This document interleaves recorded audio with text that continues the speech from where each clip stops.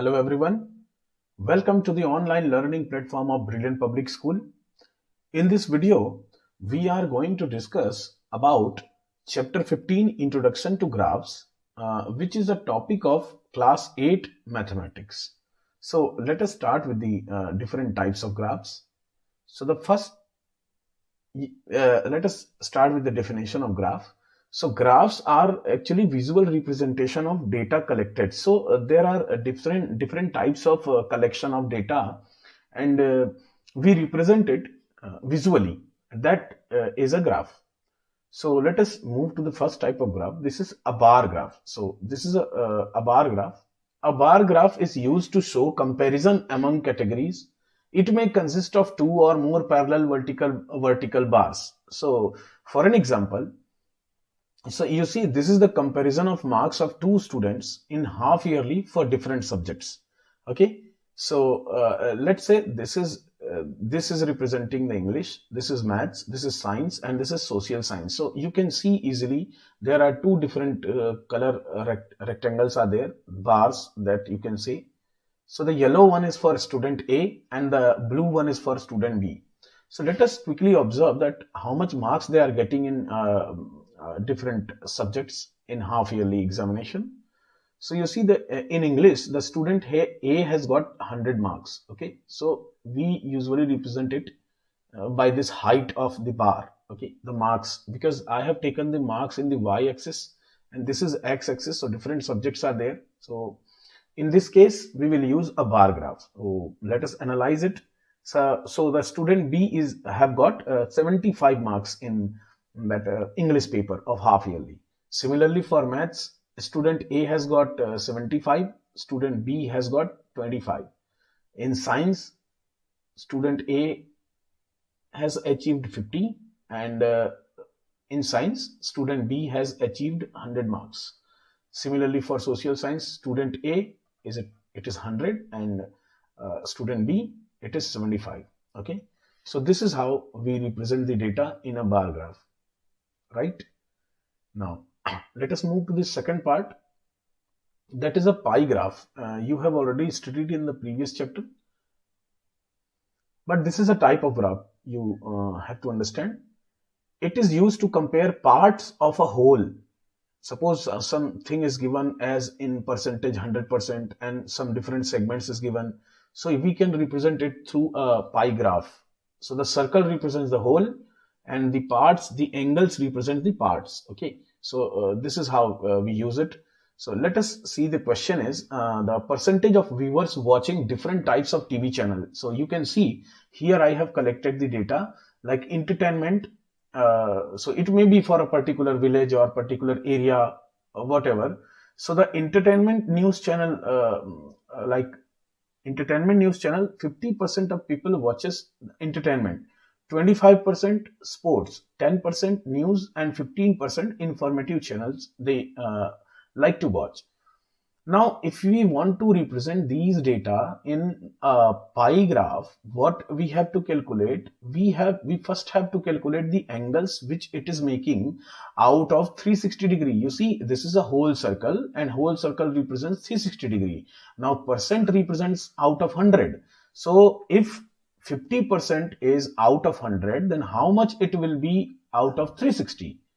Okay, so that's what we will calculate first. Like, if entertainment is 50 degree, it will make 180 degree angle. Okay, because the 50% of 360 is 180, and then similarly 25% of 360 is 1/4 of a total 360, that will become 90 degree. Okay, similarly 10% will be 36 degree, and 15% will be 54 degree. So this in a single circle we can represent everything which is a part of a whole. So that is the use of pie graph. Okay, so in this kind of problem we use pie graphs. The third type of graph is a histogram. Okay, a histogram is a bar graph that shows data in intervals. Like in the first type of graph, that bar graph, it do not gives us, suppose the data is not given in interval, it is like random data is given. Science, maths, there is no relation between science and maths subject. Okay, in terms of graph I'm talking about.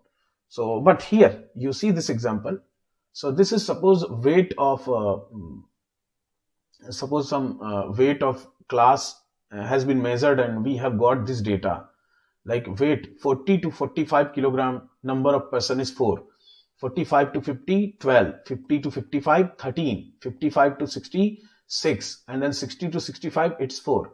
So here you can observe that 0 to 40 kilogram, there is no any person of between 0 to 40 kilogram.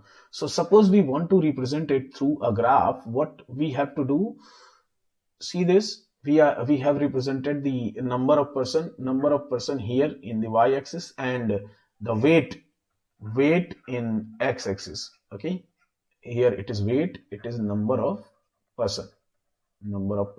Now you can see that from that given values 40 to 45 kilogram, 4 persons are there. So we will start our graph with 40. Okay, so this will represent 40 to 45. Let me take another color. So this will represent 40 to 45, then 45 to 50, then 50 to 55. And you know, this is not a discrete, this is continuous data which is there from 40 to 65. Everything is given, right? 40 to 65, everything is there. But we do not have anything from 0 to 40. So we do one thing, we just give this sign so that it will show that there is nothing between the 0 to 40, it is empty.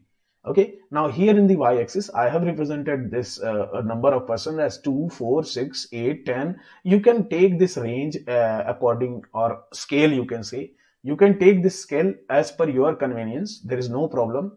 So by this graph you can analyze that there are 4 persons, so this is 4. Okay, there are 4 persons in the weight 40 to 45 kilogram, and from 45 to 50 12 person are there, 50 to 55. See, this is in the mid of this 12 and 14, so it will be 13. Okay, you can see 50 to 55 13 person are there. You see this 50 to 55 13 person are there. So that's why it is in the mid of this 14 and 12. So that's how we draw a histogram. So this is a histogram. This is called a histogram, which shows you the data of distribution in the interval. Okay, this is for histogram is used in the intervals. Now there is a fourth type of graph, a line graph. It displays the data that changes continuously over a period of time. Okay, over a period of time. So you see, this is an example. Suppose the temperature, this is an example of temperature with respect to time. So 6 a.m. the temperature was 37 degrees Celsius. 10 a.m. it was 40 degrees Celsius. 2 p.m. it was 38 degrees Celsius. And then 6 p.m. it was 35 degrees Celsius. Temperature is given in Celsius. Now 6, 10, 2 and 6. So there are 4 hours gap. You can see the gap is the gap between the two time given, it is equal. 6 a.m. to 10 a.m. it is 4 hours. And then 10 to 2 it is also 4 hours. So they are in 4 hours interval. Now you can start with the 6 a.m. and then 10. I have taken two slots, spaces to represent it clearly to you. So 6 a.m. then 10, then 2, then 6. Okay, 6 p.m. Fine. So this is complete 12 hours. Okay. Now again the temperature is starting from 37 degree and the maximum is 40 degree. So around 37 to 40, everything, 35 is the minimum and 40 is the maximum. So we can cover every temperature within this 35 to 40. We don't need to guess what is the time for 0 degrees Celsius. There is no any data given. So we have to eliminate those 0 to somewhere. Okay. So I have eliminated, I have taken this sign just to make sure that this is empty. There is nothing from 0 to 34, 35. There is nothing. So I have started with 34. You can also start with 35 because 35 is the minimum temperature given in the question. Okay. Just for ease, I have started with 34. So this is a line graph. You see, in this problem line graph, we need to specify that points first. This is I have taken in x-axis. And this I have taken in y-axis. So you see, first you have to calculate all the timing, all the points given. So what are the points? You see, first point you can take 6, 37.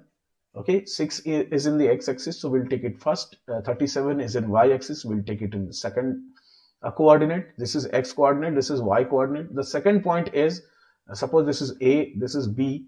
B point you can say 10, comma 40, and then C point you can take 2, comma 38, 2, comma 38, and then D point you can take 6, comma 35, 6, comma 35. Now you see the graph. I have drawn it from the beginning. So you can see for 6 in the x coordinate, 37 is the y coordinate. So you see 6 is the x coordinate, 37 is the y coordinate. So this is 6, 37. Okay, this is point A. Similarly, this is point B. You can see 10, 40. So 10 in the x-axis, 40 in the y-axis. So this is 10, 40. Now again, C, 2, 38. So 2 p.m. at 38. So 2 p.m. 38. Okay, you can specify here 2 p.m. a.m. also, just for your simplification. 6 p.m. and 35. So 6:35. This is the point. Okay. Now this is point C. This is point D. So this is a line graph which shows continuous. So what you can say, 6 a.m. means in the morning and 6 p.m. in the evening. So from morning to evening, the temperature is rising from 6 to 10 a.m. Then after 10 a.m., the temperature goes on decreasing. Okay, this is the analysis of this. This is the result of this graph, you can see. So first, from the morning, the temperature is increasing, then it is decreasing up to the evening. Okay, so this much data is given, so you can analyze it like that. So this is all 4 types of graphs given in your syllabus. So thank you very much.